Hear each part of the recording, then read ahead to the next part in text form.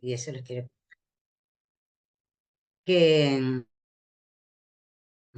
se ha mantenido la doctrina de la jurisprudencia, que se venía dando de hace muchos años, salvo, claro está, las leyes nuevas que han salido en el momento y últimamente en la modificación del Código de Procedimientos Civil y Comercial, que se irá viendo la jurisprudencia, hay muy poca, sobre todo en materia de juicio ejecutivo y de ejecución de sentencias. Al parecer, en ejecución de sentencias desaparecen las normas relativas de la ley 5480 y en el juicio ejecutivo eh, se tendrá que adaptar también porque se dicta en el proceso, en el monitorio y después se le corre traslado, o en el momento de la intimación de pago se le corre traslado, se le intima de pago, mejor dicho, al deudor y tiene un plazo para oponer excepciones. En ese caso se aplicaría el 5480.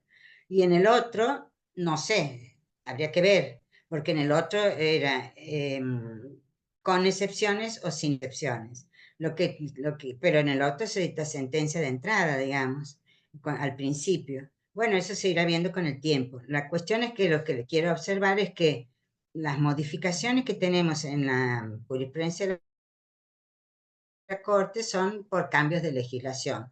En lo demás se ha mantenido inveteradamente, digamos, y de bastantes años, ¿no? He revisado veintitantos años y en lo sustancial se ha mantenido la jurisprudencia de la Corte. No obstante de que algunos no son compartidas por los juzgados de primera instancia o cámara, pero la Corte sí lo ha mantenido. Y lo sigue manteniendo, algo que hemos hablado en la primera clase con respecto al mínimo legal, como observación que les hago de entrada, en el sentido en que debe respetarse a rajatabla el mínimo legal, salvo que por aplicación del 13 de la 24432, doctrina y jurisprudencia, y por el artículo del Código Civil y Comercial 2155, civil y comercial, se puedan alterar con motivo de las tareas efectivamente cumplidas, si merece si es merecedor o no, que el monto del asunto, etcétera, pero tiene que justipreciar y valorar si se aplica o no el mínimo. Por lo demás, no solamente nos interesa el mínimo, sino también de que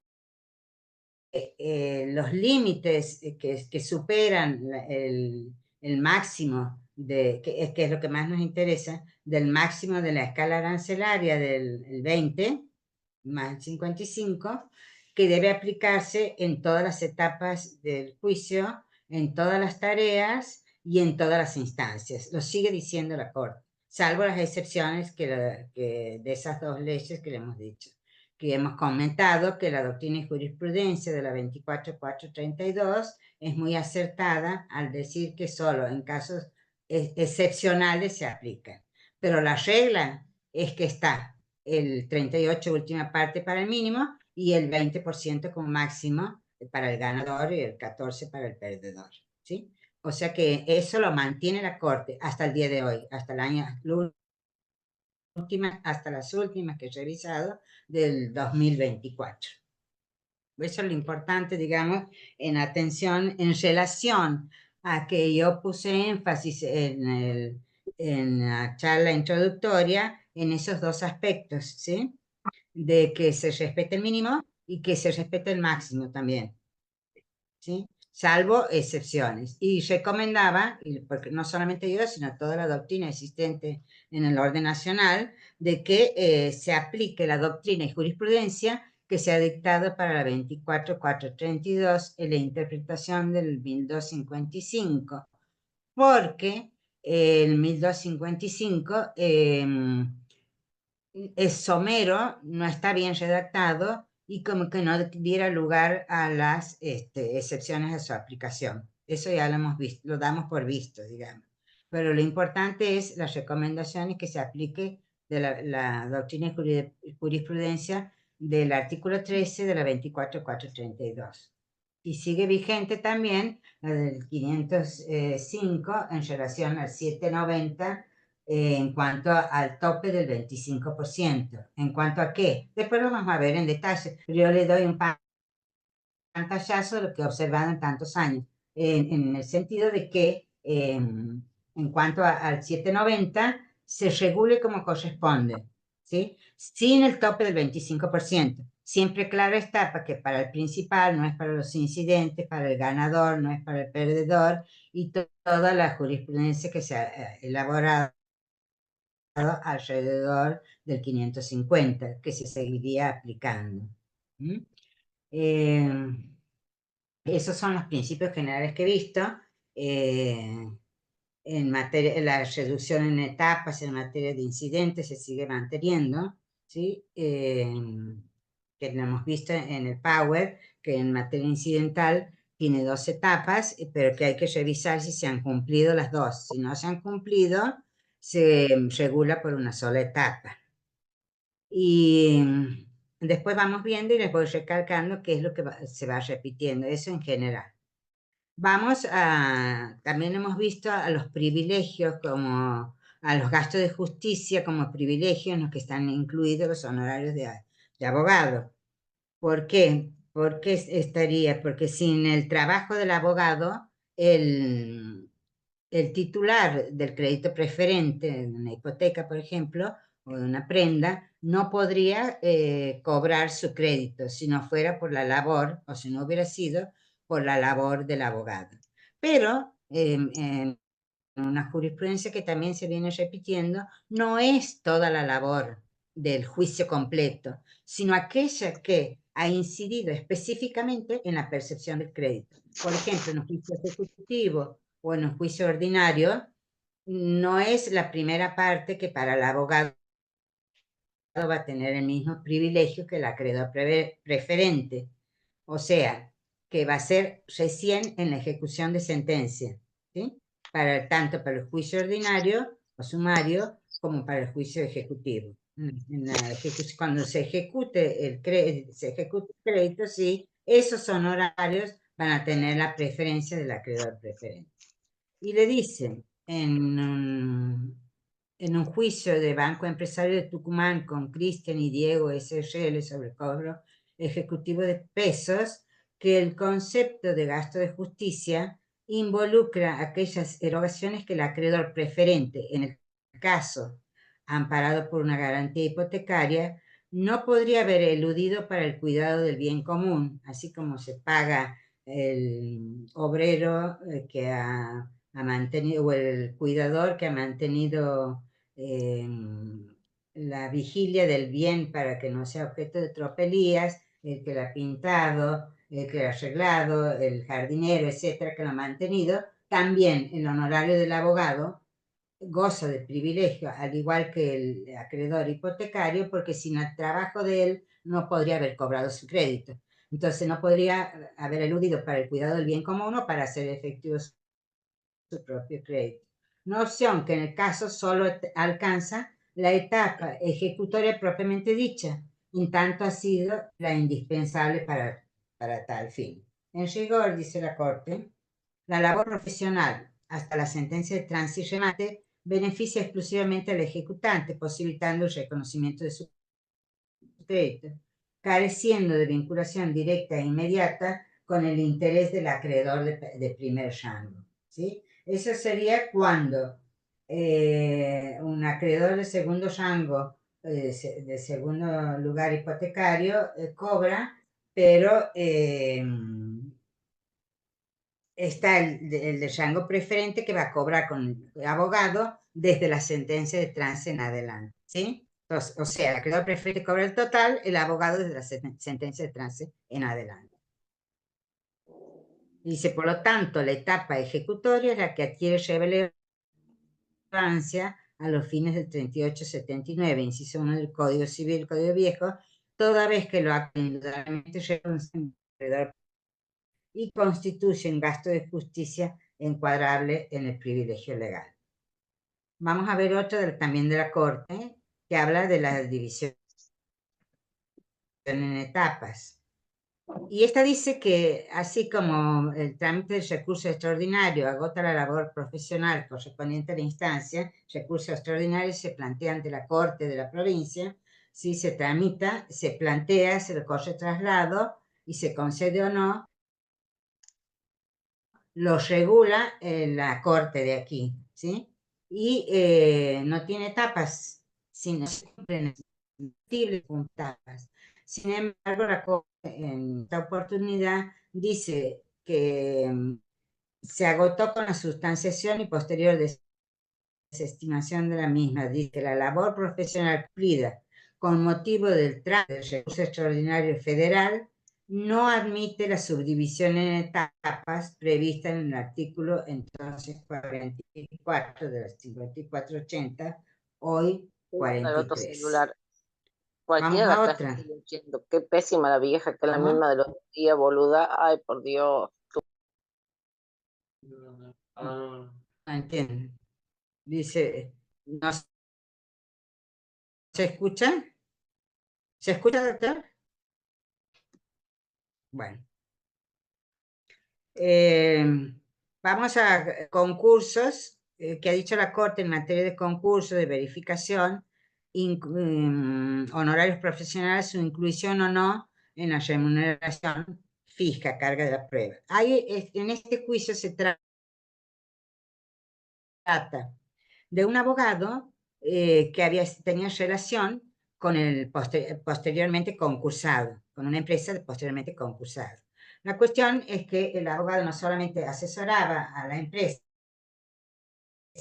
sino que también actuaba judicialmente en los juicios como apoderado, como patrocinante. Y le prueba la empresa que tenía una asignación mensual, cae en concurso, se le declara el concurso, y cuando va a verificar le dice, mira, lo único que tienes es la relación que tenías vos, es relación de dependencia, invocan el artículo 4 de la ley 5480 y se dice no tienes derecho a regulación de honorarios ni a cobrar otros honorarios que los que te hemos pagado como remuneración mensual.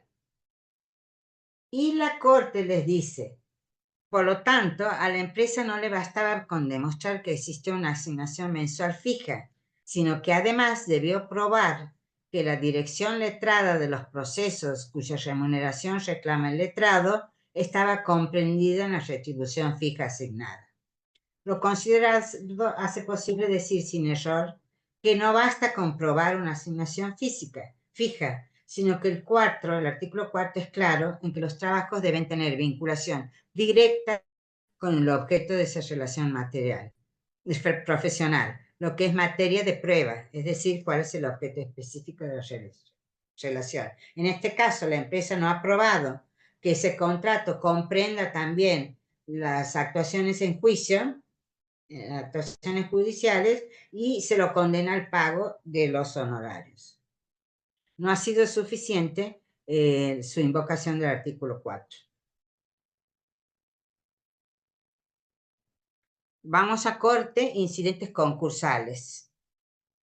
Cuando hay un error aritmético, es corregible, pero esto no es propio de las normas concursales, sino que del Código Procesal Civil y Procesal Civil, dice que el error aritmético es susceptible de ser enmendado en cualquier etapa del juicio, ¿sí? Y aquí dice, si el incidente de revisión se tramitó íntegramente, no existe fundamento legal para regular honorarios del perito por debajo del mínimo de la escala arancelaria. El tribunal de alzada está habilitado para corregir el error aritmético existente en la conformación de la base regulatoria si los autos llegan a su conocimiento por haber apelado el profesional al estimar bajo sus honorarios. Vale decir que si viene mal hecha la regulación de honorarios, por estar mal hecha la base, mal calculada la base por un error aritmético, la Corte como es susceptible de ser corregida en cualquier instancia, la Corte regula los honorarios como corresponde y modifica la base corrigiendo el error aritmético, ¿sí? Más que de concurso, es del error aritmético. O sea, que se extiende también a la conformación de la base. ¿Sí? Es susceptible de ser subsanada en cualquier instancia. Vamos a ver qué dice la Corte respecto a honorarios en incidente de letrado, que se actúa por propio derecho si intervino sin otro profesional. En este caso, el abogado ganador del juicio va a cobrar asumiendo ambos caracteres. Se lleva el porcentaje que le corresponde al patrocinante y también al apoderado. Y hay otra jurisprudencia que dice que si dependerá de las etapas en que intervino, en algunas puede ir como letrado apoderado con ambos caracteres o en otras etapas compartiendo con otro profesional. Dice, no puede argumentarse válidamente en orden a la obtención de la nulidad de sentencia que el error no regular honorario del incidentista porque éste no actuó como abogado en la causa. Eso así por cuanto la ley 5480 posibilita la regulación de estipendios profesionales del abogado procurador en causa propia cuando su contrario hubiera sido condenado en postas. Esto se viene diciendo desde tiempo inmemorial y se lo sigue conservando. Vamos a abogado, recurso de revocatorio del artículo 31 contra sentencia de Cámara o Corte, solo contra regulaciones o conformación de honorarios, no cuando se declara mal concedido el recurso de apelación o casación. Es inadmisible. Entonces, ¿cuándo va a haber? Lo dice el 31, hay el recurso de revocatoria contra regulaciones o confirmación de honorarios, no con otras secuencias que pudiera pasar en materia de honorarios. Y así le dice, en efecto, tal normativa prevé de un modo específico el recurso contra las regulaciones practicadas por las cámaras de apelaciones, ya fueran confirmatorias o modificatorias de las practicadas por inferior en grado. No siendo objeto de este recurso, las sentencias ya sean de Cámara o Corte que resuelvan, entre otros casos, declarar mal concedido el recurso de apelación o de casación en materia de honorarios. También de la Corte, que habla de relacionado con acción posesoria. ¿Cuál es la base regulatoria? Dice que el desacuerdo de las partes sobre el monto del juicio conlleva la tasación o hace derivar a la tasación del inmueble efectuado por el perito. ¿Cuál es la finalidad de la estimación de las partes? Y que los honorarios se deben regular teniendo en cuenta como base el valor real de los bienes. Creo que lo hemos visto algo en la clase anterior en los pagos. Que el artículo 39 dice que cuando se reclama sumas de dinero, se aplica, ¿no es cierto?, los incisos 1 y 2, con más los intereses. El 3 y 4, y se lo sigue aplicando desde tiempo inmemorial, si se trata de valor real de bienes, en que se debe establecer cuál es el valor real, tiene un trámite específico. Y si no se cumple, es bajo pena de nulidad. Al punto tal que se debe correr traslado, se debe remitir cédula con transcripción del artículo a todos los interesados. Y esto, hasta la fecha, veo que se equivocan en primera instancia. Tiene que correrse traslado a todos los interesados, no solamente a los que han pedido regulación, y también a los posibles deudores, a los deudores de honorarios, porque ya tenemos costos. A los deudores, ya sea por vía directa o por vía indirecta. ¿Cuál es la vía indirecta? El beneficiario que no es condenado en costes. Entonces, le corren traslado a todos los interesados y tienen que estimar en el plazo de 5 días, creo, cuánto vale el bien, ¿sí? ¿Cuál es el valor real? Porque estamos persiguiendo el valor real. Cada una de las partes interesadas, abogadas o partes,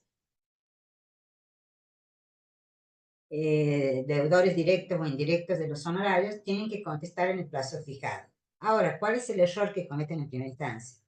Que sustancian. El artículo no dice que deba sustanciarse, el inciso 3 y 4 del 39. se estiman los honorarios, estiman el valor y queda. Y el juez observa. Si no coinciden, se sortea perito para la fijación del valor. Se sortea un perito y es conveniente, por la experiencia que se ha tenido al respecto, es conveniente que tanto en las instancias inferiores como en corte, que el juez le diga, o cuando sortee perito y lo designe y se haga cargo, le dé instrucciones, porque a veces se expiden sobre cuestiones que no forman parte del valor real del bien en cuestión, ¿sí? Entonces es preferible o es conveniente que el juez le dé pautas al perito tasador. Bueno, después la ley dice de que se establece quién va a pagar los honorarios son eh, aquella parte que esté más alejada del valor estimado por el perito. Entonces, y le dicen, en el supuesto previsto por el inciso cuarto, el tasador puede fijar un valor superior al propuesto por las partes, toda vez que, como bien se ha resuelto, la estimación puede constituir el monto del juicio si existe un acuerdo de las partes en tal sentido. O sea, va a ser el monto estimado si hay acuerdo. Pero si el desacuerdo torna necesaria la designación de un perito, corresponde aplicar la norma del arancel, que recién hemos hecho referencia. Es que el cumplimiento de la carga de estimar es solo un paso técnico para evitar la pericia si es que las partes coinciden, pero carece de valor en caso contrario. Vamos a un supuesto también de la Corte de revocación de donación, que se fija por perito, creo, el valor del inmueble, al igual que en la escrituración. Es sabido que se trata de un juicio en que se revoca, que creo que se requiere el cumplimiento de los cargos y al no hacerlo queda revocada la donación. Y en ese supuesto, para regular honorarios, dice, se tiene que, se ordena, claro, era contra el superior de la provincia de competencia originaria. Se ordena la designación de un perito. Dice, el presente juicio tuvo por objeto constituir en mora al donatario respecto del cargo impuesto en la donación y obtener así su revocación, lo que trajo aparejado como consecuencia la restitución del inmueble donado. No cabe duda de que el presente juicio, como el de escrituración, al no reclamar suma de dinero, está sometida a las directivas de los incisos 3 y 4 de la ley arancelaria, debiendo en consecuencia establecerse el valor real del inmueble, objeto mediato del juicio en cuestión. Se había recuperado un juicio que había sido donado. La Corte también hace referencia a una deuda en dólares que se especifica para fijar la base, que ya tenía sentencia de corte que había dado las pautas de la forma de especificar, que era, no me acuerdo, aplicación de ser, no tengo la sentencia, y no sé cómo se hará ahora, últimamente. Y había dado las pautas, vuelve a que se regulen honorarios y, y no cumplen con las directivas de las sentencias. Entonces dice Superior Gobierno de la Provincia de Tucumán y SACET Cerámica y otros sobre ejecución e hipotecario. Lo declaran nulo por fundamentación genérica y ambigua. Rechaza la impugnación referida a la determinación de la base regulatoria, nulidad de la regulación, y dicta doctrina legal. Claro, ya habían establecido las pautas, no podía cambiarlo, y tenía que cumplir con eso y proceder a regular, dice. Y la doctrina legal dice, debe descalificarse como acto jurisdiccional válido al pronunciamiento que con una fundamentación genérica y ambigua rechaza una impugnación concreta referida a la determinación de la base regulatoria que sirve para la determinación de los honorarios profesionales. Corresponde a anular la regulación de honorarios practicada cuando la base regulatoria ha sido estimada en infracción a las directivas impuestas por el Superior Tribunal de Justicia Provincial. ¿Mm? vamos a los mínimos. Bueno, en la primera charla hemos hablado bastante y en esta sentencia dice que se respeten los honorarios mínimos por cada actuación con más los procuratorios en el juicio 10 contra Forrajera Lenzo, recobro de pesos.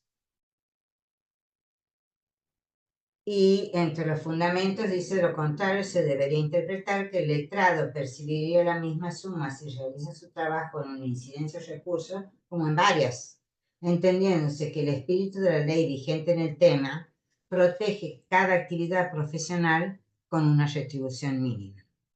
En consecuencia, al profesional le corresponde una regulación de honorarios por cada recurso. El artículo 52 o 51 es claro en establecer que por las actuaciones correspondientes a segunda o ulterior instancia se regularán cada una de ellos, de lo cual se extrae de la doctrina de que la regulación de cada actuación es independiente.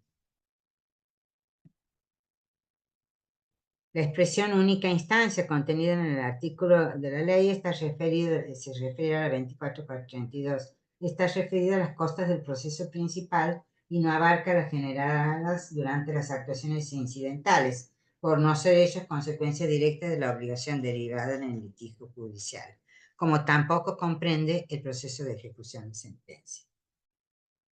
También la Corte, en un supuesto de división de condominio, que dice si no se discute el porcentaje que le corresponde a cada uno de los condóminos, los honorarios deben fijarse a cada letrado sobre la porción que le corresponde a su cliente en forma independiente de la imposición de costes. Creo que aquí dice,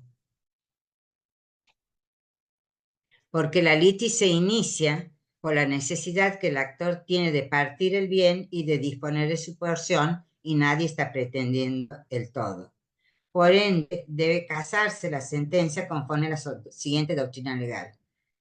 En el proceso de división de condominio, si no se discute la parte que a cada uno le corresponde, los honorarios de cada profesional deben regularse sobre el valor de la parte de su cliente, aun cuando las costas hubieran sido impuestas en su totalidad a una de las partes del juicio.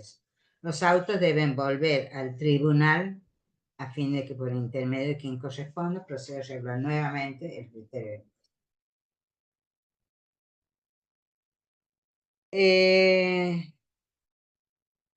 Cuando se debe tomar como base la pericia practicada en auto que antes hemos referido, la Corte ha dicho que para la fijación de la base, si no se analizó debidamente la pericia, debe declararse la nulidad.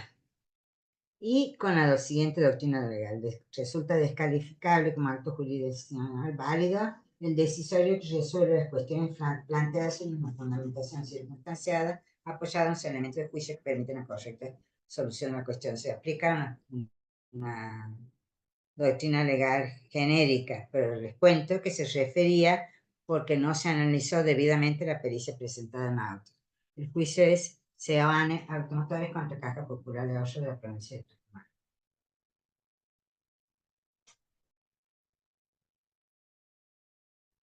Vamos a ver qué dice también la Corte respecto a un recurso de apelación de honorarios. La base es el monto de los honorarios regulados en el incidente. No, o sea que aquí tendría como base propia, ¿sí? No es la base correspondiente a honorarios genérica del juicio principal, sino que son los honorarios regulados en el incidente. O sea, tiene una base propia. Dice, para la regulación de los honorarios profesionales que participaron en la contienda recursiva, deberá seguirse como base el monto de los fijados al letrado por su labor de primera instancia, por constituir el interés económico de las actuaciones cumplidas ante el tribunal. No, parece que le habían sacado incidentes sobre el principal, no, tiene base propia, que es la regulación de los honorarios, pero se ve sustanciado. Vamos a la Corte también en un concurso preventivo, incidente de verificación tardía de crédito. se apela a la base y se acuerda el trámite del artículo 31. ¿Por qué? Porque si se apela a la base, se sustancia, se llama con las modificaciones del Código de Procedimiento Civil actual, y como se tramita el recurso en relación, ¿sí? Que se lo plantea y se lo funda en el mismo acto. Bueno, eso es cuando se apela a la base. Si no se apela a la base, sino solamente el quantum, directamente el trámite del artículo 31 de la ley 5480, en que pasan los autos a resolver. Solamente se apela sí, el quantum, por altos o por bajos se dice.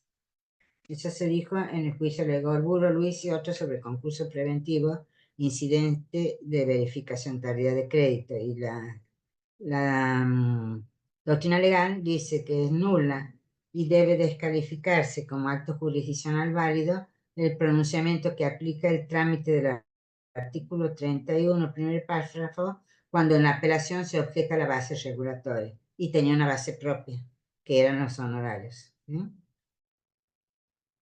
Vamos a daños y perjuicios, costas y honorarios.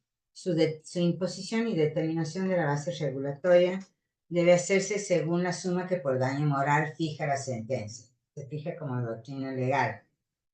Y no la que se estimó por este concepto en el escrito de demanda, dada la naturaleza del perjuicio invocado.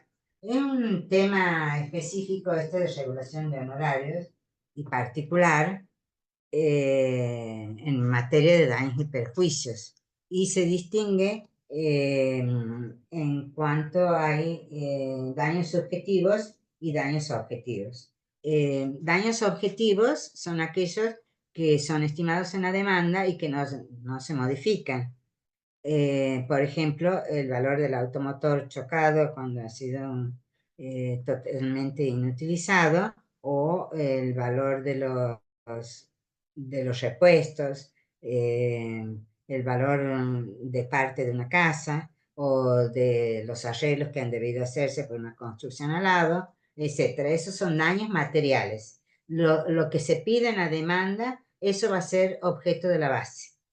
Y tenemos otro tipo de daños que se reclaman, susceptibles de ser reclamados en juicio de daños y perjuicios, que son daños subjetivos. De esto se ha discutido un montón, se ha escrito un montón y hay varias sentencias, pero finalmente se ha llegado a esta conclusión, lo dice la Corte también. En el sentido que cuando se trata de daños subjetivos, como este, por ejemplo, el daño moral, ¿qué se dice? El daño moral solo es susceptible de ser estimado por el juez, ¿sí? No es susceptible de lo que se estima en la demanda es solamente indicativo, incluso se dice lo que más o menos disponga vuestra señoría en la sentencia, etc. Ese cliché no vale para los daños materiales, solo para los daños inmateriales o subjetivos, como daño moral, bueno, daño subjetivo que forma parte, eh, y todos aquellos que sean daños subjetivos, como lesión estética, etcétera, que en definitiva dependen de la justipreciación que lo haga el juez en su sentencia. ¿Qué se ha dicho? ¿Qué ha dicho la Corte también? Eh, si prospera totalmente, no hay problema. Con respecto al daño material, se considera como reclamado. Y el daño moral y el daño subjetivo, los daños subjetivos serán estimados por el juez y será eso lo que diga en la sentencia. El problema radica cuando el juicio se rechaza total o parcialmente la demanda, ¿sí? Si se rechaza totalmente, bueno, el daño objetivo siempre igual, y en el daño subjetivo se ha llegado a la conclusión de que el juez debe estimar a cuánto ascendería, y ahí lo dice la Corte también, a cuánto hubiera ascendido el daño subjetivo si la demanda hubiera prosperado, ¿sí? sea que se rechace total o parcialmente, porque no tenemos valor. En la demanda no hay un valor. Y además, que aunque hubiera, es quien lo fija en definitiva es el juez. Depende de la estimación judicial. Y entonces, vamos a competencia. Los honorarios por labores extrajudiciales, que ha dicho la Corte. Si hay un convenio de locación de servicios, estipulado el convenio ya cuánto se va a regular, se ha dicho que competente es el fuero civil, civil en documentos y locaciones, porque el trabajo del abogado se trata de una locación y está convenido. Pero si no están convenidos y cobra directamente en el fuero en documentos y locaciones. Pero si no están convenidos y debe regularse honorarios, se cumple con el trámite del artículo 26, que es una excepción a la regla de que las locaciones van a fueron en documentos y locaciones, y debe presentarse ante la demanda ante el juez en lo civil y comercial común, conforme al artículo 26. Acompaña toda la prueba, es una demanda. Se puede llegar a un arreglo, se corre traslado. Si no se llega a un arreglo, la ley le dice que se ordinarice el juicio y se sustancia como corresponde.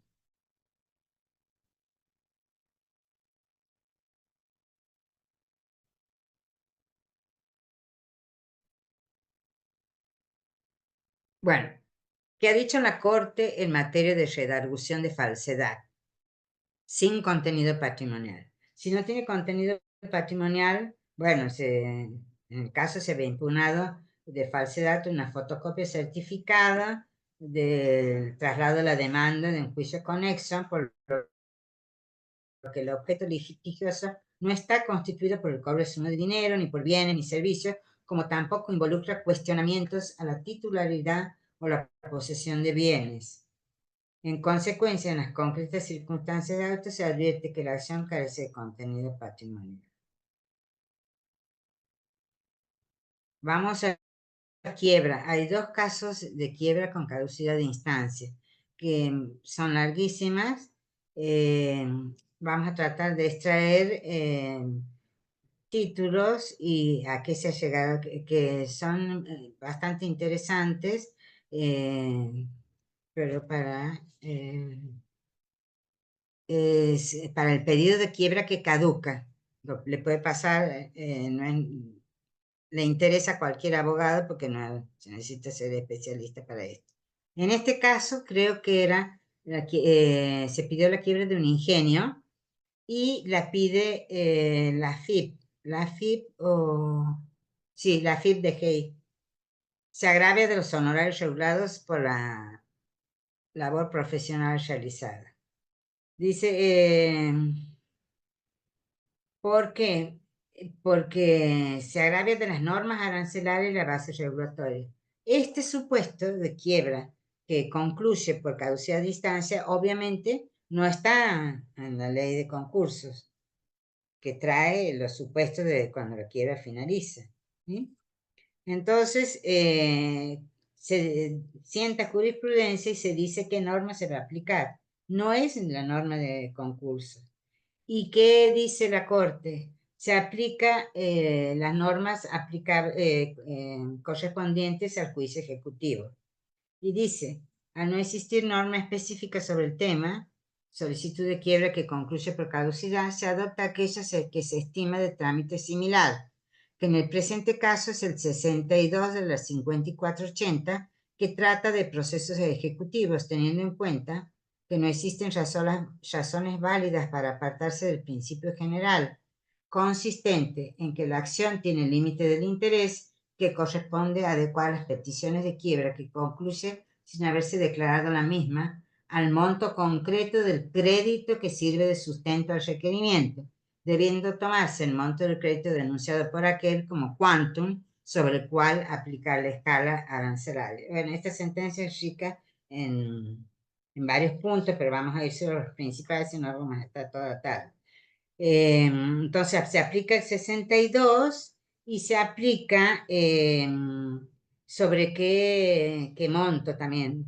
El valor del capital por el que reclamaba la quiebra, porque tiene que ser que adeuda obviamente un valor para pedir un valor, una suma impaga para pedir la quiebra.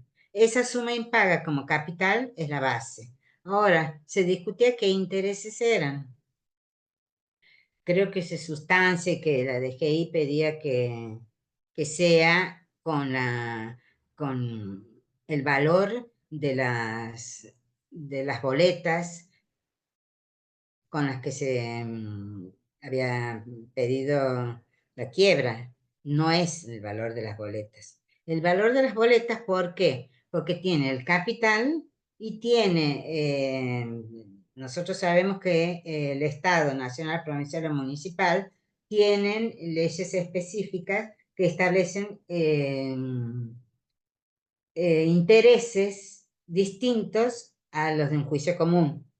Tienen intereses moratorios, punitorios, sobre esos otros y demás, pasado un tiempo, o sea que no tiene nada que ver con las bases comunes que nosotros tomamos. Capital más intereses, tasa activa, tasa pasiva, desde que es debido hasta la conformación de la base. Entonces la Corte le dice, mira, no es aplicable el monto con el que has pedido la quiebra, porque ahí tiene intereses que no ha prosperado la quiebra, no tienen por qué aplicarse esos intereses. Entonces le dice que se aplique en ese momento tasa activa que estaba vigente. ¿Mm? El capital más tasa activa, no los intereses que reclama la FIP-DGI cuando pide la quiebra. O sea, no la boleta de impuestos con intereses propios, como tiene el Estado. Entonces, se aplica, hemos dicho el artículo 62, ¿y qué más? Obviamente que se aplica el 62 reducido un 30% al no haber contestado la demandada, la vista normada por el artículo 84 de la ley. Todo esto es creación jurisprudencial, porque en ninguna parte está normado cómo se regula en un supuesto de rechazo de quiebra o que la quiebra concluye por caducidad. Todo es creación jurisprudencial. En los incidentes, vuelve a decir que se verifica una sola etapa, entonces se regula la mitad. ¿No? La Corte tiene dicho en materia de honores correspondientes e incidentes que es necesario tener en cuenta si se cumplieron todas las etapas previstas en el 43, la duración se limita a la mitad de la escala. Y es larguísima, no vamos a ver, pero eso es lo principal. Y después dice independencia, esto es importante, independencia de las regulaciones de segunda instancia y corte de las practicadas en primera instancia. Y lo dice la ley, que lo que regula la corte es independiente de lo que se regula en las instancias anteriores, al punto que hay jurisprudencia que cuando han regulado, han tomado una base que estaba mal, o han aplicado y ha quedado firme, por ejemplo, que no es objeto de una casación y viene por regulación en corte, la corte regula como corresponde, con la base como corresponde y merituando la labor cumplida como corresponde. No queda atada a lo que digan las instancias anteriores. Lo mismo le pasa a la Cámara, ¿no? Con respecto al inferior, salvo que la base que esté firme, etc.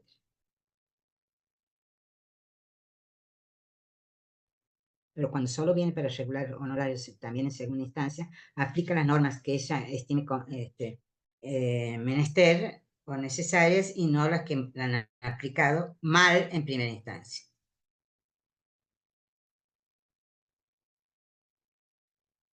Bueno, en el incidente de ejecución de planilla ya hemos dicho hasta el cansancio que tiene una sola etapa, que si está ejecutando una planilla, ¿qué otra cosa puede haber más que una sola etapa?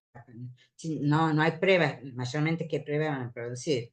Tiene una sola etapa, se regula como una sola etapa.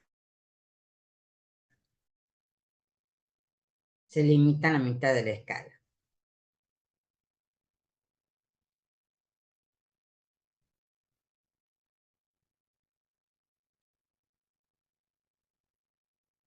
Hay una muy interesante que es con respecto a que había un error que se repetía, de acuerdo, yo lo venía siguiendo, en el sentido de que se regulaba honorarios, se fijaba una base y se ejecutaba los honorarios, se pedía ejecución de honorarios a valores históricos y seguía, y a los años practica planilla. Y le dicen que el juicio se llama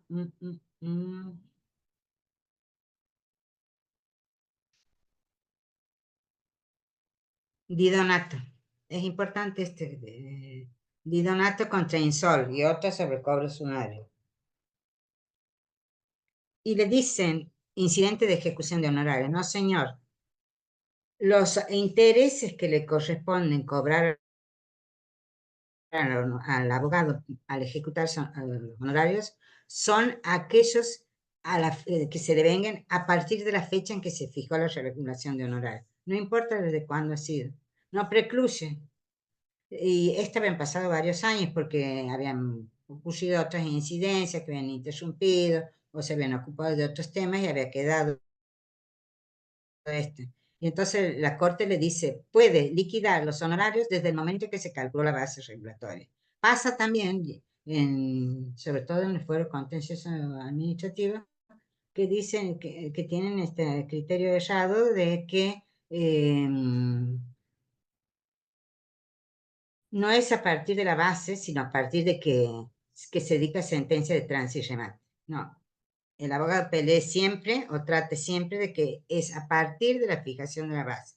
Y fíjense también que, porque hay una costumbre, una mala costumbre, digamos, que en primera instancia dice fijar la base regulatoria en tanto. Y a veces no dicen, obviamente que no va a ser el día que ha salido la sentencia, que es publicada la sentencia, porque no van a tener publicado los índices. Pero y tampoco lo dicen a cuánto, entonces piden una aclaratoria desde cuándo, porque ustedes pueden regular, ejecutar los honorarios a partir de la fecha que se calculó la base regulatoria. Lo venía diciendo la Corte y lo vuelve a decir en este juicio de Donato contra Inson, lo dice expresamente. Creo que dicta doctrina legal, esto que le estoy diciendo es doctrina legal. El titular de honorarios de vengado se encuentra facultado de liquidar en cualquier momento del trámite los intereses de vengados a partir de la fecha en que fuera calculada la base regulatoria en la sentencia que determina dichos honorarios. Entonces siempre fíjense, cuando quieran ejecutar, vayan a la regulación primigenia y a cuándo ha sido regulada la base. Pareciera una verdad de perogrullo, pero no es, al punto que ha sido necesario dictar doctrina legal. Otra sentencia de corte que dice cuando hay acumulación de acciones. ¿Cuál es la base regulatoria? Por ejemplo, cobro y daños se estiman por separado. ¿Sí? Además que el resultado de una u otra acción acumulado en un solo juicio puede ser distinta. Puede ganar el de cobro y perder el del daño o viceversa, ¿sí? Pero tiene bases distintas. Y dice la Corte, lo que en verdad existe en este litigio es la acumulación de dos acciones diferentes. Cobro de pesos, buscándose el pago del saldo del dólar, el precio pactado en el contrato, y daños y perjuicios. La primera prospera, la segunda no. Ambas por el total reclamado. En este caso, deben practicarse regulaciones separadas por cada acción y según sea el resultado de ellas. En este caso, solamente una vez perdido y otra vez ganado. La solución correcta pasa por determinar honorarios por las dos acciones, cada uno con su base, y los jueces deben ser cuidadosos en el momento de distribuir las costas según el resultado de cada acción, debiendo las partes estar alertas sobre el tema. En algunos les ven impuesta la parte actora y en otro el 50% para cada parte.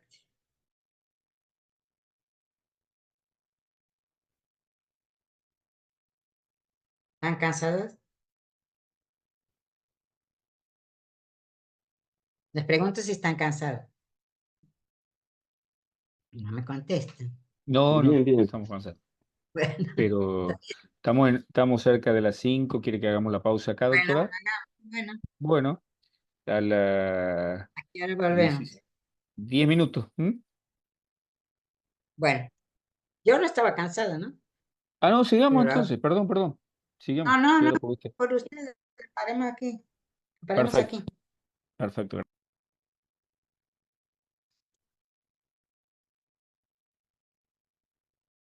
Bueno, gracias.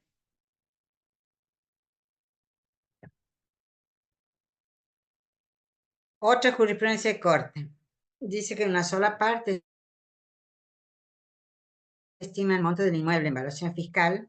Una sola parte estima el monto del inmueble y la estima conforme a la evaluación fiscal. En ese caso, estos son juicios originarios de la Corte, entonces la Corte sienta jurisprudencia. Dice, no se designe perito y ese es el monto del juicio.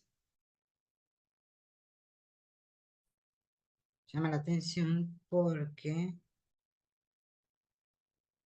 teniendo en cuenta que en la presente causa no se reclamó una suma de dinero, sino la adquisición de un inmueble por prescripción, corresponde tomar como base regulatoria el valor proporcionado por el beneficiario de la regulación, el cual surge de la evaluación fiscal, lo cual no tuvo objeción de la contraparte.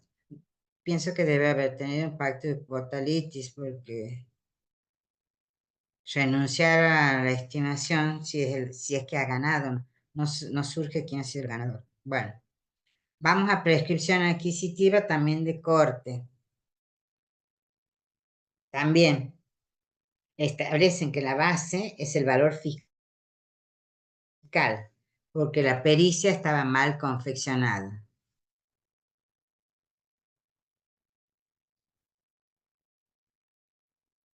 Y dice, habiendo concluido el trámite previsto por el artículo 39, incisos 3 y 4, corresponde al tribunal fijar la base regulatoria con los elementos sobrantes en auto. Y la toman la evaluación de catastro. ¿Por qué? Porque dice que el perito no había tenido en cuenta si era en el campo. A ver, ¿dónde es? Sí. No había tenido en cuenta que qué porcentaje del terreno estaba habitado o no, cuál podía ser, debe haber sido varias, de extensión grande, cuál era susceptible de ser, tener plantaciones, etcétera. No había dicho, tampoco se indicó la cantidad de familias que habitan el lugar, el tipo de viviendas, el número aproximado de puestos de venta o elementos que permitan archivar una suma acorde con la realidad del inmueble que se pretendió prescribir. Bueno, si está mal la pericia, entonces se fija la base como la evaluación fiscal, lo dice la Corte, en una de original.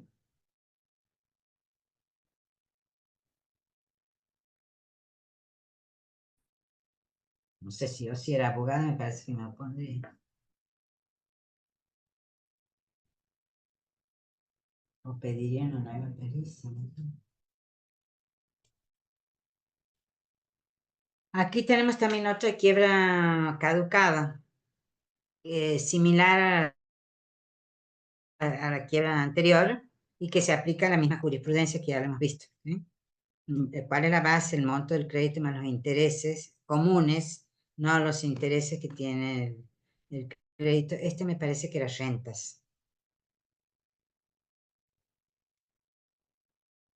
Y le dice también la base regulatoria en su supuesto de quiebra que no prospera no se identifica, como en el caso de ejecución fiscal antes consignado, con la suma y los intereses peticionados. No persigue su cobro en esta etapa procesal.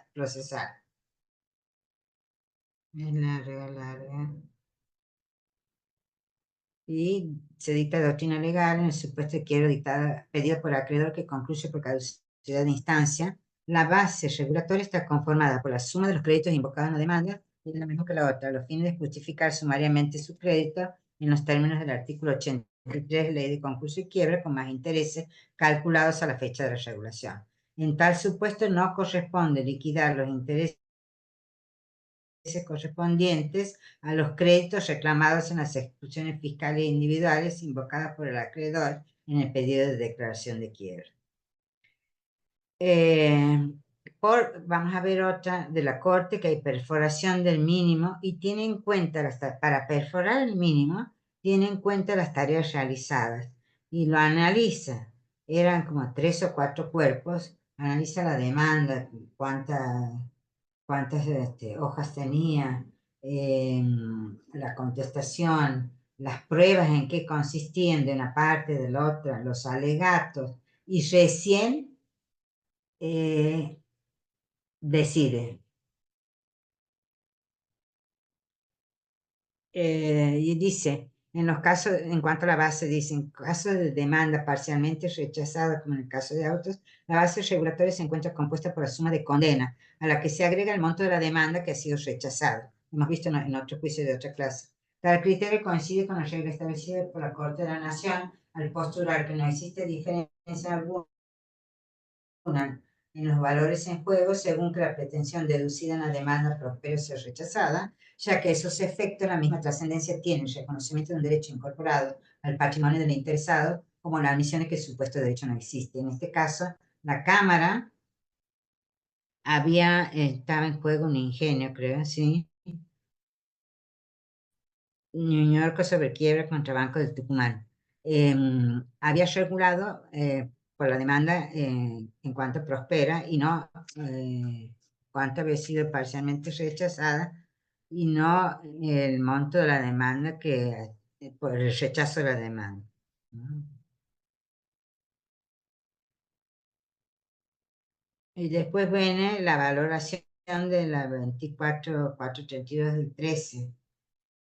Y dice, la ley autoriza regular honorarios por debajo de dichos mínimos legales, reconociendo al juez la facultad de prescindir cuando concurran circunstancias tales como actuar la actora con beneficio para litigar sin gastos, que la labor profesional careció de entidad suficiente, de trascendencia y complejidad, por lo que los honorarios deben adecuarse a justos y razonables límites. Invoco una sentencia de corte también. Es larga.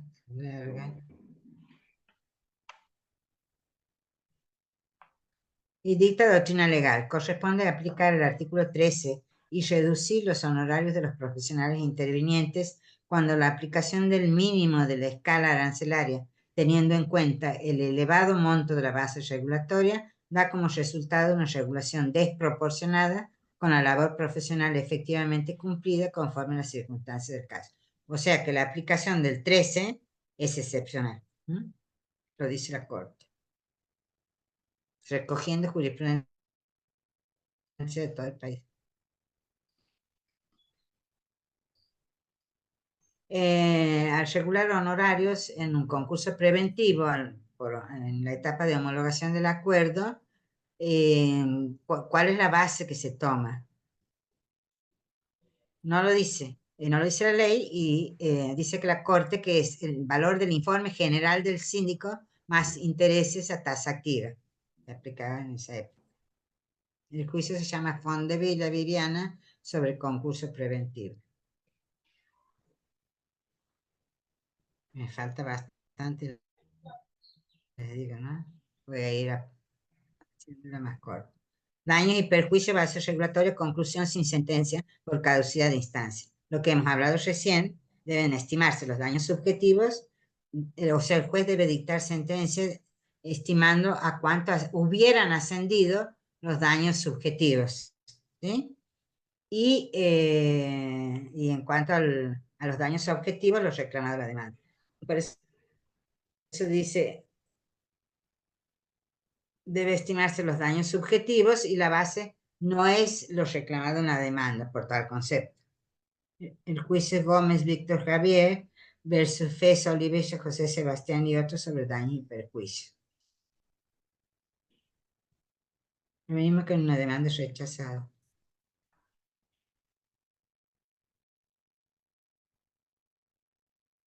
Se dicta doctrina legal cuando se demanda indemnización de daños y perjuicios. Y esto es lo importante, porque a veces en la Cámara siguen discutiendo y hay doctrina legal de la Corte relativamente nueva que dice cuando se demanda indemnización de daños y perjuicios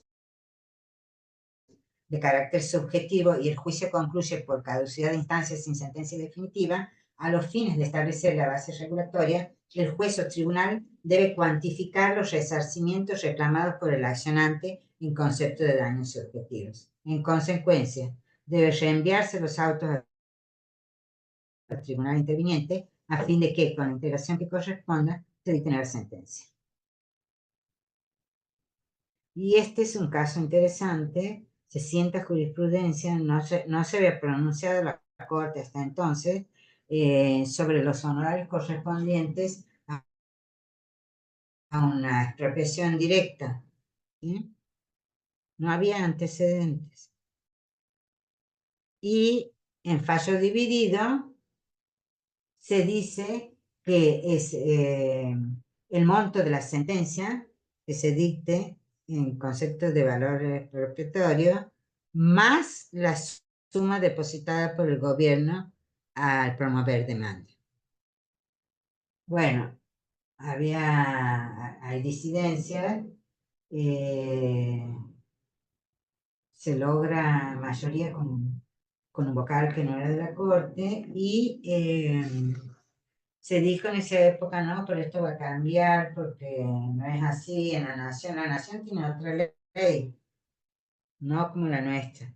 Bueno, la sentencia es del 28 de 6 del 2017 y no se ha dictado otra, al menos de corte, que la modifique, ¿sí? A esta jurisprudencia. Es larga, larguísima, es resumido.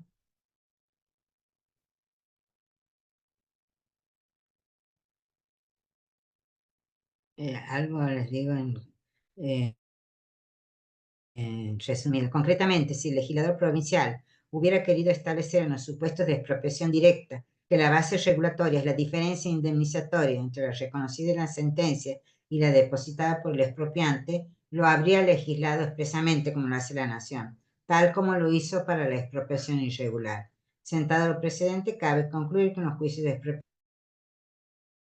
la base está dada por el monto de la indemnización reconocida en la sentencia firme y ejecutariada dictada en acta. Sin embargo, como en este caso, el monto indemnizatorio era alto, se aplica a la 24.432. Y le bajan un poco, creo que al 10% era el ganador. Obvio, pero el abogado ganador.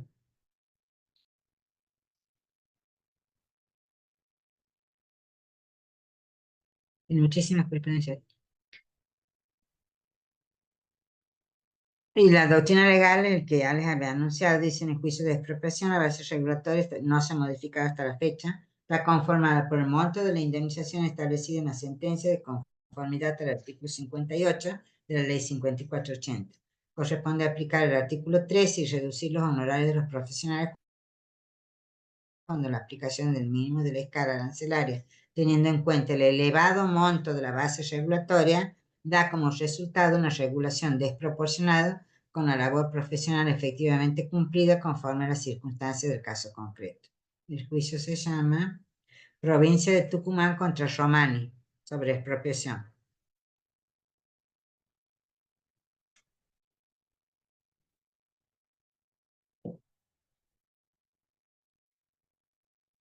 También de corte, en un incidente de revisión rechazado totalmente.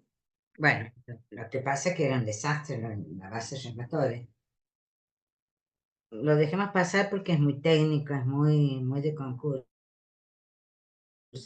En vez, se rechaza el incidente de revisión. ¿Y cuál tendría que ser la base? Lo reclamado, actualizado. No, lo toma el monto del crédito verificado en la sentencia. Ah, pésimo, obviamente. Y debe haber doctrina legal. Sí, no resulta arreglada derecho a la sentencia que a los efectos de la regulación de honorarios en un incidente de revisión rechazado íntegramente, confirma la decisión de fijar como base regulatoria la porción del crédito oportunamente admitido y no discutido en el proceso incidental. Es de terror porque no tiene nada que ver. De revisión, en tanto dicha pauta resulta extraña al interés económico comprometido en el incidente de revisión. En consecuencia, y teniendo en cuenta si están planteando una revisión porque no la han aceptado, ¿por qué iba a ser la base lo aceptado? En consecuencia, y teniendo en cuenta la necesidad de valorar cuestiones fácticas, por ejemplo, las actuaciones de los profesionales, corresponde remitir los presentes actos a la Cámara a fin de que con la integración que corresponda dicte nuevo procedimiento, pronunciamiento. Hay un juicio de Terán Colombres contra Banco Provincia. Es similar a otro de Sucés, en que lo demandan al Banco Provincia por fijación de honorarios extrajudiciales y le dicen que no había relación de dependencia, le habían encargado una tarea y no tenía vinculación jurídica de carácter administrativo. Y se dice que tiene que ir por el artículo 26 al fuero de civil y comercial común. Regulación extrajudicial, por tareas extrajudiciales.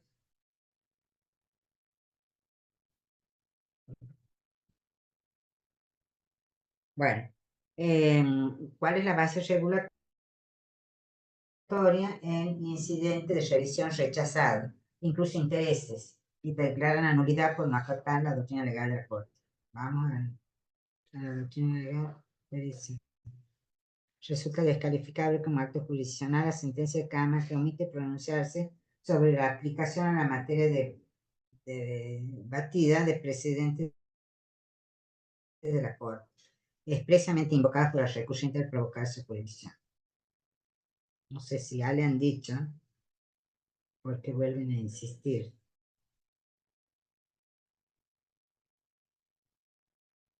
Estoy defendiendo a los abogados, como verán, ¿no? Abogado del actor cuando el ganador es el defensor oficial.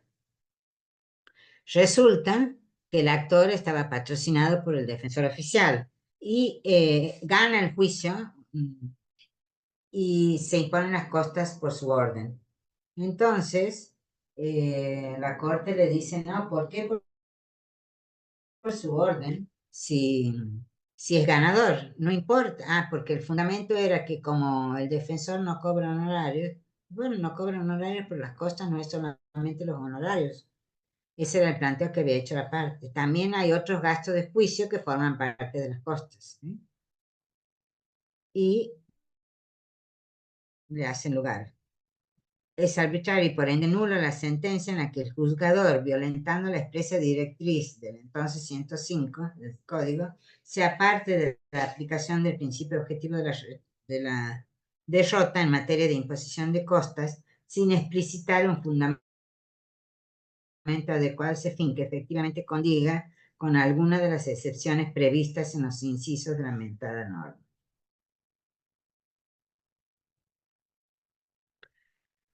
A un abogado que se presenta con relación a independencia, dependiendo de la casa, del cuerpo de abogados para víctimas de violencia contra la mujer, obvio, cobra un sueldo y no puede pedir regulación de honorarios, ¿no?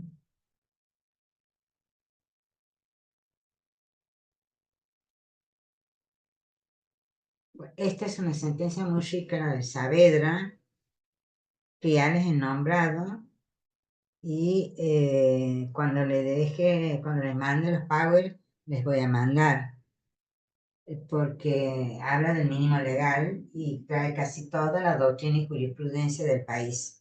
¿Mm?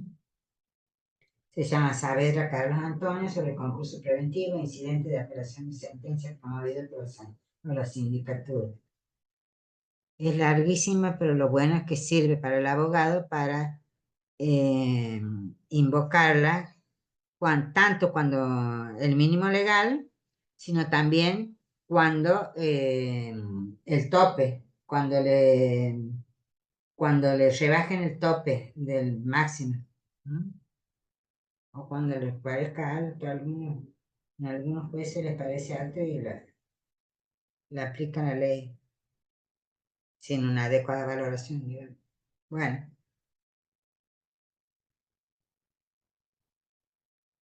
este es interesante porque en la medida de aseguramiento de prueba que se desestima, como es previa a la demanda, no le habían regulado honorarios, pero dice, espere, pero ¿qué pasa si no, si el resultado del juicio es otro, si ya se habían impuesto las costas porque se ve desestimado, o si no promueve el juicio que va a esperar y se va a quedar sin regular? Entonces le dicen que corresponde regular honorarios. No cabe diferir la determinación de los honorarios para las resultas de la acción de fondo.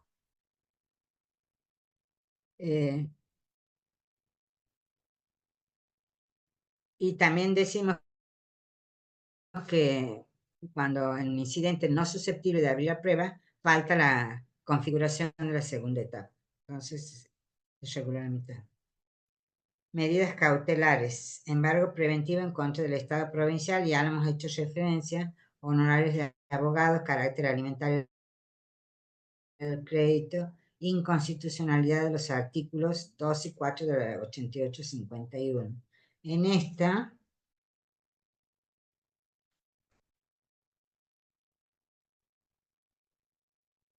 lo otorgan porque regulaban el valor de dos sueldos después, creo. Sí. Y lo declaran inconstitucional.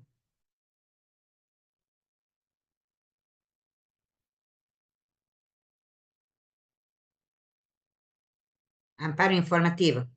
En los amparos, cuando nosotros hablábamos de aquellos juicios en que no tienen base regulatoria, no podemos aplicar el artículo, no tienen monto del asunto, no podemos aplicar el artículo 39, inciso primero, y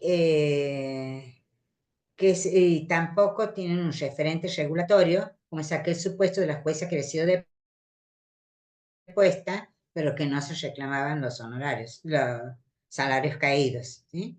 Entonces, no es el uno ni es el otro. ¿Qué le dice? Por ejemplo, para un amparo informativo le dan una consulta y media más los procuratorios.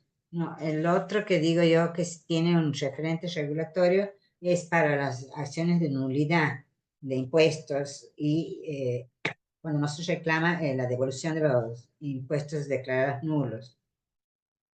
Ese tiene un referente regulatorio. Este amparo informativo no tiene un referente regulatorio. Entonces han dicho, la Cámara de la Capital dice que es una consulta y media más los procuratorios.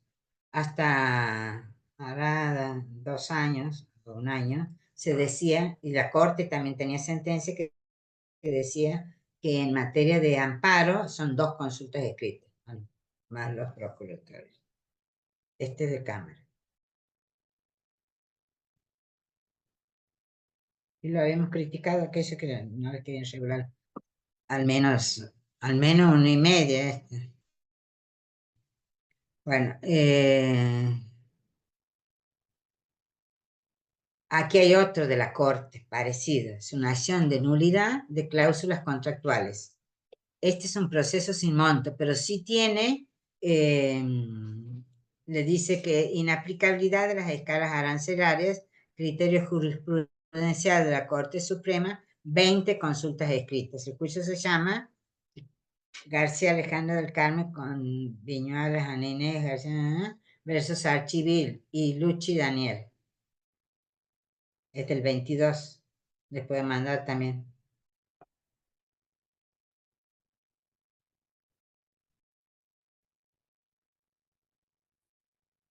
¿qué dice la Corte? Es que al no existir monto del juicio, miren que aquí le da 20, hemos dicho 20, ¿no?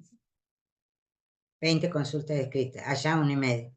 Dice, es que al no existir monto del juicio, el beneficio económico obtenido por las partes solo puede ser tomado como una mera pauta indicativa, más que debe tenerse en cuenta los fines regulatorios. Dicha pauta indicativa fue efectivamente ponderada por el tribunal en el pronunciamiento impugnado, en donde se consideró la valoración de la ventaja económica obtenida por las partes y como consecuencia de ello elevó los honorarios anteriormente regulados, fijando en el equivalente a 20 consultas escritas. A la fecha del pronunciamiento, lo que se presenta razonable a la luz de las diversas circunstancias de la causa que deben ser tenidas en cuenta, de acuerdo con lo normado por el 15 de la 5480. Debe ser que hizo lugar a un recurso revocatorio. Y la Corte lo confirma, 20 consultas escritas. Y creo que lo hemos visto también en el supuesto de contestación extemporánea de la parte actora, es tarea inoficiosa y no se regulan honorarios directamente.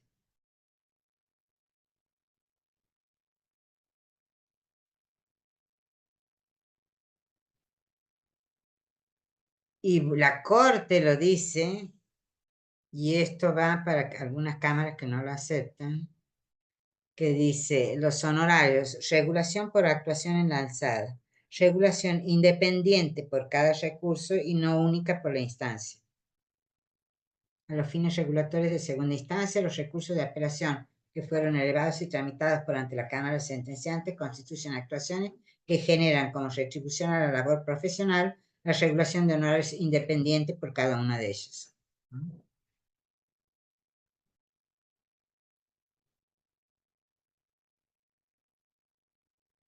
Bueno, también Corte dice, regulación, responsabilidades y costas del proceso impuestas en un 50% a cada parte. ¿Cuál es la base regulatoria? Se segmenta para la aplicación de las escalas arancelarias. Se ve en cuánto ha sido ganador y en cuánto ha sido perdedor y se le regula en consecuencia. Le hacen lugar al recurso.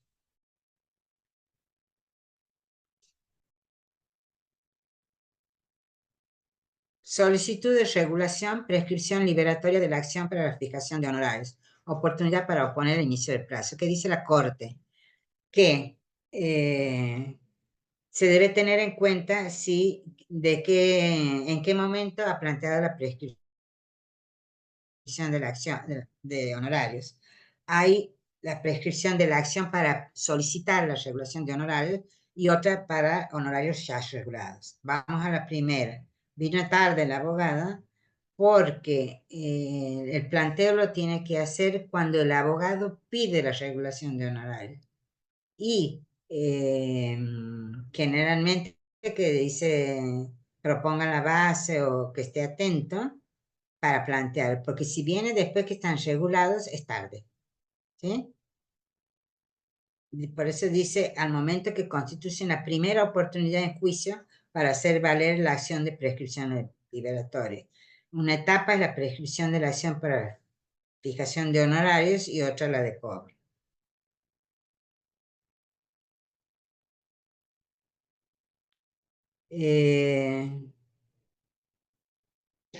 Doctora,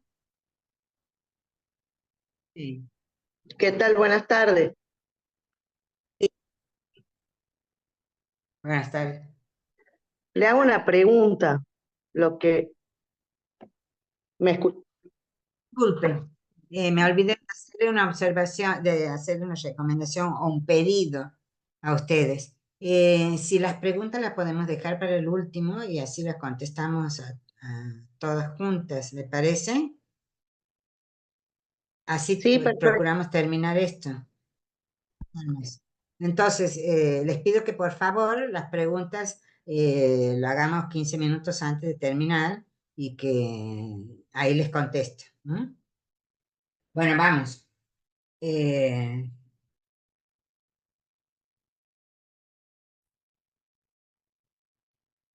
Cuando no se acuerdan que hemos hablado hace rato de la manda contenida en el 39, inciso 3 de la 5480 y que la Corte declara nulo, hemos dicho que era bajo pena de nulidad. La vista fue dispuesta consignando erróneamente la parte que había propuesto dicha base, se llevó adelante sin la transcripción, etc. Partiendo de allí, no cabe duda de que en auto se afectó la estructura esencial del proceso, lesionando el derecho de defensa de quien debía pagar los honorarios en cuestión, por lo que se incurrió en una nulidad absoluta que tendría que haber sido declarada de ese modo. Un error que se incurre en primera instancia y es de nulidad absoluta. Bueno, la Corte la tiene que declarar. Es sentencia del 2021.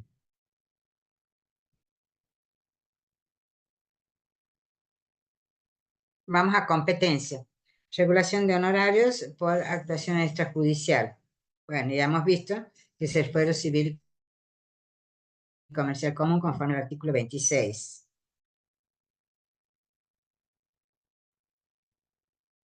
Otra que de la Corte también en similar sentido, y que hacer la distinción que les hice al principio. Esta sentencia es del 22. En otra, esta Corte ha dicho que cuando se ventilan pactos o convenios de honorarios celebrados por los letrados relacionados con trabajos extrajudiciales, por tratarse de una cuestión de locación, correspondería al fuero civil en documentos y locaciones. Cita jurisprudencia. De las líneas jurisprudenciales reseñadas se desprende que la competencia variará según se trata de un cobro de honorarios o del trámite en los términos del artículo 26. En el supuesto que menciona, en la jurisprudencia que menciona, se trataba de un cobro de honorarios extrajudiciales convenidos. Va a documento y locación. Si no, va a civil y comercial común con el trámite del artículo 26.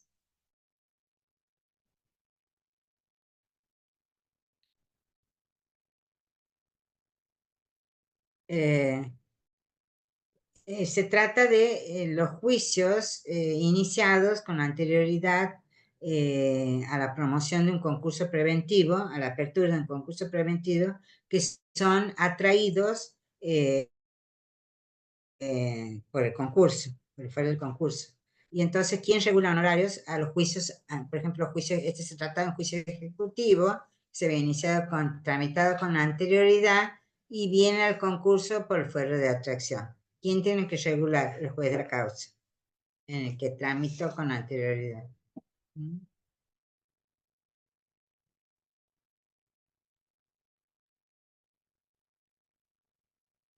Volvemos de nuevo a la Corte de nuevo, del 22, que declaran la inconstitucionalidad de la 8851 y porque establecía un límite cuantitativo, no le hacen lugar, sin límite. Ya lo hemos visto también. Este es del 22. Por tareas extrajudiciales.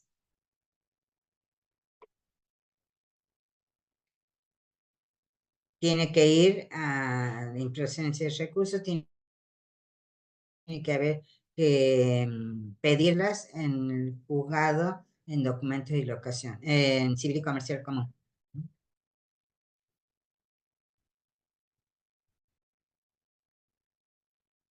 Y después este es de una cámara que rechaza el pedido de embargo por honorarios por inembargabilidad de suma de dinero con carácter asistencial o jubilaciones. Solamente no se puede embargar por honorarios de abogado, solamente los referidos, los créditos por cuota alimentaria y litis expenses. Artículo 14 de la 24.241. Dispone la inembargabilidad de las jubilaciones.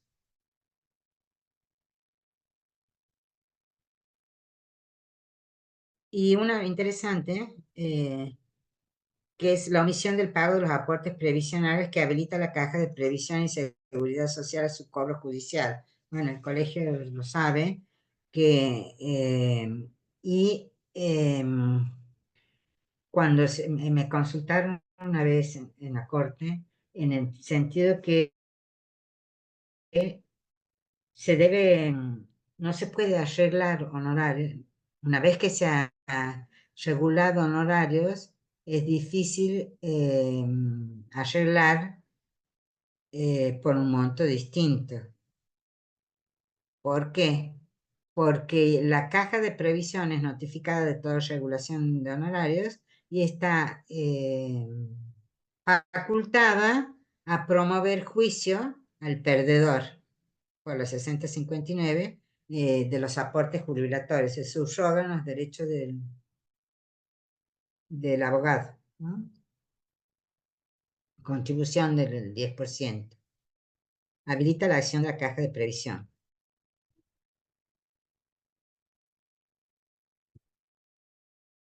Bueno, este del 23 es similar al de Di Donato, que dice que se puede cobrar intereses a partir de la base regulatoria.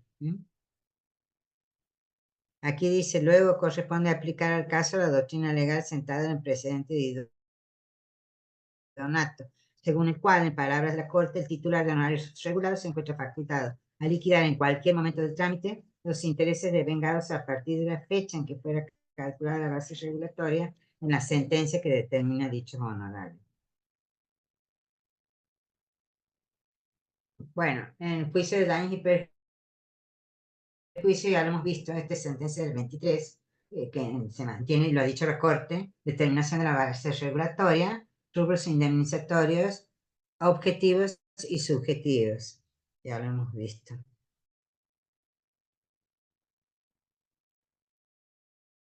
Después, el 24.432, tope legal del 25%, no se aplica a los estipendios del letrado de la parte condenada en costas. Este es cambio. Otro de corte. El recurso revocatorio del artículo 31 de la 5480 está dado por la ley únicamente para los abogados, ¿sí? No se aplica, lo ha dicho la Corte, no procede en relación a honorarios de martilleros, tasadores, síndico de concurso, aunque sean letrados, contadores, pero los contadores, este es del 23 y los contadores en la ley de contadores tienen un recurso revocatorio. Médicos, ingenieros, debe ser vieja el antecedente. Médicos, ingenieros, calígrafos, agrimensores y demás peritos. Porque la ley de contadores lo trae.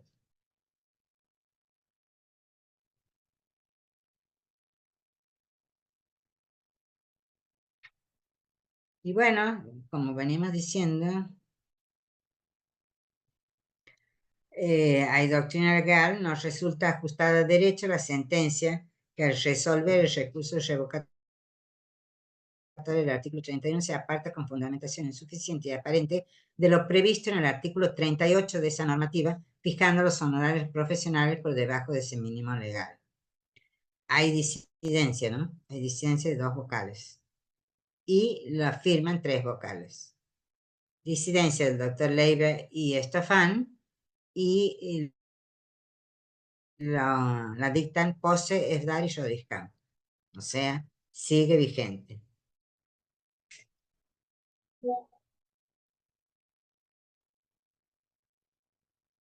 De nuevo, el de la Corte, en materia de expropiación, que dice, habla de la indivisibilidad del carácter alimentado del crédito, se rechaza el recurso por inconstitucionalidad de la ley 8851, carácter alimentario del abogado, etc. Que no se parcialicen, es todos los honorarios, sea cualquiera fuera el monto.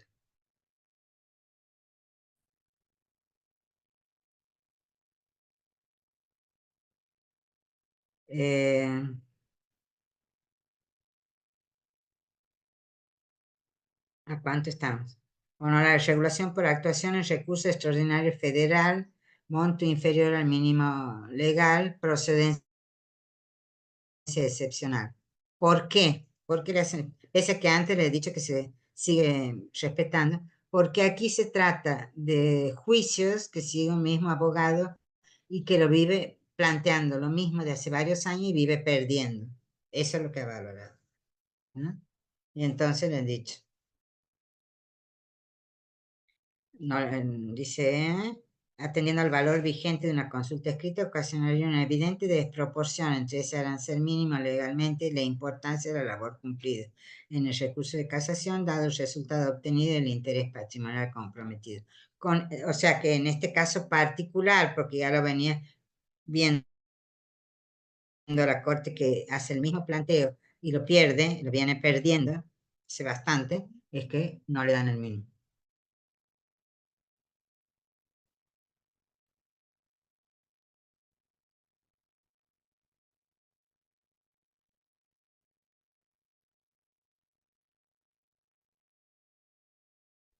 Esta es la Corte también, de diciembre del 2023, y esto lo recalco, anula, porque se le habían regulado al abogado, creo que 100 pesos, y el juicio se llama Kelber contra Walmart.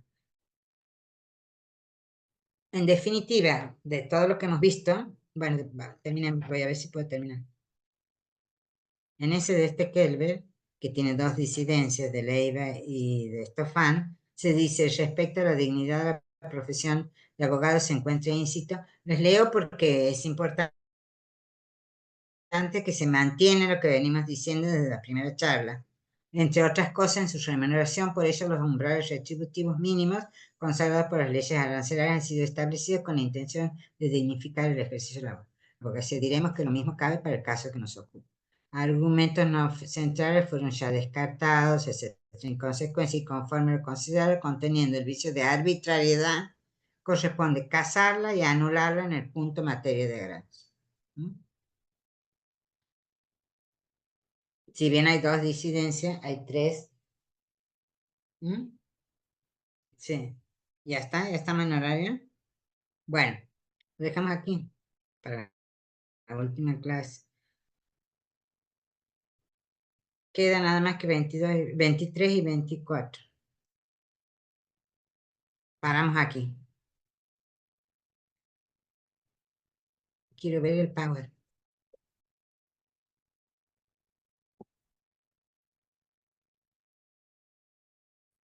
Bueno, lo que me han pedido es que remarque cuántos tipos de juicios hay a los efectos de establecer la base regulatoria.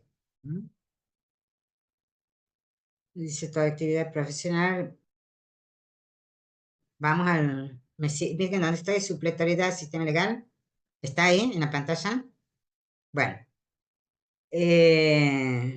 Se aplica la ley mientras no haya convenios sobre honorarios. Son aplicables cuando los honorarios deben ser regulados judicialmente en calidad de costo. Está considerado en 1255, etc. Y vemos, sin sentencia, los honorarios son provisorios y tenemos dos.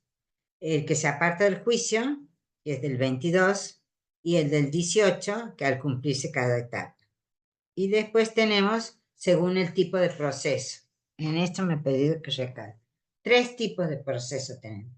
Uno, en la que se reclama suma de dinero, el 39. Inciso 1 y 2, tenemos la suma reclamada en la demanda, le aplicamos los intereses que yo les recomiendo que vayan pidiendo, aunque con esta inestabilidad económica, no sabemos cómo estamos, pero a la fecha, sacando los cálculos, hay una diferencia sustancial enorme entre la tasa activa y la tasa pasiva. Ustedes vean cómo pueden hacer el planteo. En los procesos, primero, procesos sin monto y sin referentes regulatorios. A ver, me falta la anterior. Aquí está. Primero, procesos con contenido económico. Suma de dinero vienen susceptibles de apreciación económica, el 39. El 1 y 2, suma de dinero. El 3 y 4, si no hay, se aplica bajo pena de nulidad. la tasación con el trámite específico y hace poco la Corte declaró la nulidad si no se sigue el trámite. Son los únicos a los que se les aplican las escalas arancelarias del 6 al 14 para el perdedor, del 11 al 20 para el ganador, más los 55 de los procuratorios en los casos que correspondieren. Si tienen las 3 etapas, perfecto, se llevan todos los honorarios. Se hace el cálculo, está fácil el cálculo, digo. Se aplica, eligen la escala, recomendamos el 18, bueno, y porque si no tendrían que merituar que no se merece un 18, o decir que está más o menos la labor, porque aplican el 11, o el 12 o el 15, que normalmente parece que el medio les conforma. 2. El segundo supuesto, procesos sin monto, pero que tienen referente regulatorio o pauta indiciaria. Se fijan los honorarios teniendo en cuenta el valor económico e interés en juego, pero sin aplicar la escala. Teniendo en cuenta, incluso lo decimos, se dice en la regulación de honorarios, teniendo en cuenta que, que se ha reclamado esto o que el valor económico e interés en juego asciende a la suma de tanto, incluso yo era partidario de que lo actualicen a la fecha de la regulación y digan, qué sé yo, me acuerdo porque lo que más había era de contencioso administrativo y impuestos que pedían la nulidad. Bueno, es un referente regulatorio y se lo actualizaba a la fecha de regulación. Bueno, pero no puedo aplicar la escala. ¿Qué se merece? La meritó a la labor y digo, se merece la mitad del mínimo. Merece un 2%, un 3%, un 5%, y regulo. Primero evalúo y regulo, se hace el cálculo mental, no se dice ahí, estoy contando un secreto, digamos. Se regula sobre ese referente regulatorio, se hace una estimación mental, pero fuera de la escala, ¿sí? La escala mínima es el 6 para el perdedor. No puedo aplicar el 6. Entonces va a ser del 1 al 5. Estoy contándoles cómo se hace. Pero lo toman como referente regulatorio, con lo cual no puedo regular lo que se me antoje. Una consulta escrita, ¿sí? Porque ahí supongamos un referente regulatorio importante. Entonces lo tengo que tener en cuenta. No le voy a aplicar la escala, pero lo tengo que tener en cuenta a los fines de regulación, porque no es lo mismo asumir la responsabilidad de un trabajo profesional por 50 millones, por 20 millones, que asumirla por 100.000 pesos, 50.000 pesos, 20.000 pesos. ¿Está claro? Se lo tiene en cuenta, pero no se le aplica la escala.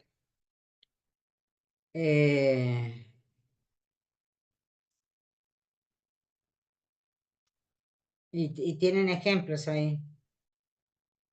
Hay otro más. El tercero. Estos no tienen ni monto, ni referente regulatoria o pauta indiciaria. Entonces se regula el valor de consultas escritas. Pero depende, por ejemplo, en los juicios de amparo. Y lo hemos visto y lo ha dicho la Corte. En los juicios de amparo debe haber sido un amparo informativo, no me acuerdo qué era, que les he leído. Y con doctrina legal le han regulado una consulta y media más los procuratorios. Y en este juicio de amparo, que es reposición en el cargo, lo regulan el 50. Y en otro recurso que les he dicho, que les he leído, en otra jurisprudencia, le han regulado, creo que era un amparo también, 20 consultas escritas. No, una nulidad era. Bueno, me parece que ya está claro que me han pedido que les hable de los 3 tipos de procesos. Bueno, vamos a las preguntas. quieren formular preguntas. También quiero hacer una aclaración yo de que no le había entendido al colega que había preguntado del supuesto de beneficio de litigar sin gastos. ¿Qué dice? Porque el código lo regula y le dice, bueno, si litiga con beneficio de litigar sin gastos, no paga honorarios ni costas, salvo que le prueben que ha mejorado de fortuna o que él diga que ha mejorado de fortuna. Y le dicen que a su parte, o si es ganador del juicio, a su parte le pueden cobrar hasta una tercera parte de lo ganado en el juicio, ¿sí? Me imagino que es de su abogado, ¿m? Porque si es ganador no es condenado en costas, no se trata del abogado perdedor. Así que realmente viéndola la norma, no sé si está el colega, no le he comprendido qué es lo que me pregunta, qué es lo que dudaba. Para mí que está hablando de su propio abogado, porque lo dice la ley, que le puede cobrar la tercera parte. ¿Por qué la tercera parte? Porque, bueno, porque es un pobre declarado, un pobre de solemnidad, digamos, al que le han dado beneficio de litigar sin gastos. Cobrale, pero una tercera parte, no le cobres más, ¿sí? Porque está ganando un juicio por mérito de él también. Entonces, digamos, un juicio que le han sido violentados sus derechos y por eso le permiten que le cobre hasta una tercera parte, nada más, debe ser su abogado. Bueno, ahora no sé qué otra pregunta me quieren hacer. La colega que me había dicho, ¿no está? Sí, sí. ¿Qué tal, doctora? Buenas tardes. Lo que tal? usted recién decía en materia de amparo con las cuestiones de la regulación de honorarios, que decía que se regula una consulta o dos consultas dependiendo del criterio del juez. Le pregunto porque yo tuve un caso de amparo y no me han regulado honorarios. Es más, me impusieron costas por el orden causado. Y mi clienta, que fue la favorecida con el amparo, tenía el beneficio para litigar sin gasto. ¿Qué se hace en ese caso? Que era, disculpa, que era amparo Un de derecho del amparo, consumidor o algo así, no, informativo. no, era contra el Ministerio de Educación por un chico que tenía TEA y para conseguirle una integradora. Ah, qué raro, Ella fue porque he visto favorecida, que como les regulan digo, honorarios al abogado. no me han regulado y por ¿Y supuesto, por bueno, qué no explican si si se ha ganado, por qué no le han impuesto costa por su orden? impusieron por su orden, pero por eso ella tenía el beneficio para litigar sin gasto. Bueno, ella no pagó las costas ¿Pero del por quién? juicio. Yo iba por ella, ¿Usted iba por la digamos, amparista? sí, por la amparista. Bueno, está mal que hayan impuesto cosas por su orden, porque usted ha ganado el juicio. Tenía que haber impuesto a la entidad. En este caso era el Ministerio de Educación y era una escuela No sé. pública. Bueno, el gobierno en definitiva. Sí, pero no me regularon honorario. Y bueno, porque están impuestas por su orden. Lo mismo podría haber pedido, y litigaba con beneficio de litigar sin gastos, sí. Y Claro, bueno, ahí podría haber invocado el artículo ese que le estoy diciendo. Que no claro, es no, eso, porque ella no no ha es, cobrado. claro, era No es sin fácil de monto. aplicarlo. Para cuando él percibe algo y le dice que percibe la tercera parte. Pero si es una maestra integradora que no tiene monto, ¿sobre qué le va a pedir? ¿Me entiende? Sí, claro, pero yo Ese pensaba artículo, no sé si que no, lo que no ustedes, dice, claro, pero yo lo que le había claro, entendido es que pero la parte perdedora, digamos, como que abonaría los honorarios. Eso es lo que yo he entendido, me hace que estoy entendiendo mal. Entonces, bueno, pero sí, pero tiene que imponerse costas para que pueda cobrar el otro. Si no imponen las costas al gobierno, no sé quién es responsable, no le puede cobrar. Y usted le puede cobrar a su abogado lo que quiera, ¿sí? A su cliente. Bien, El bien. error proviene de que han impuesto costas por su orden cuando el gobierno ha perdido. De ahí viene el Sí. error. Y ahí en Y no ese caso, tiene- ¿qué deberían haber hecho? Que el gobierno pague los honorarios. Y ponen las, claro, sí, le imponían las costas y regularon honorarios. Ah, bien, bien. Pero aquí, como no hay imposición de costas, en impuesto por su orden, y ella litiga con beneficio que litiga sin gasto, no le puede cobrar. ¿Está? Claro. Sí, sí, sí. Gracias.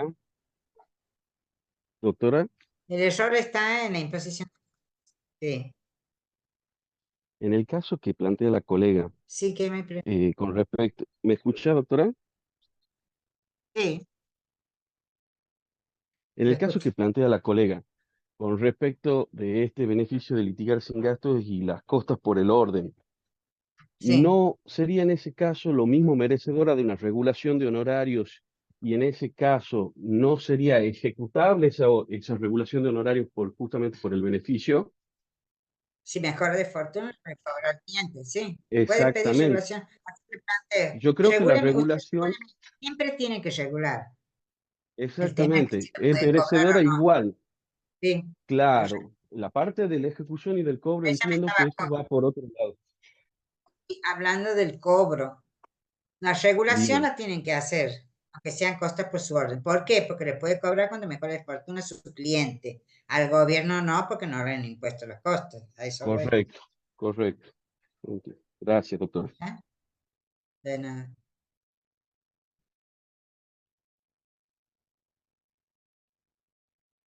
¿Alguna pregunta más?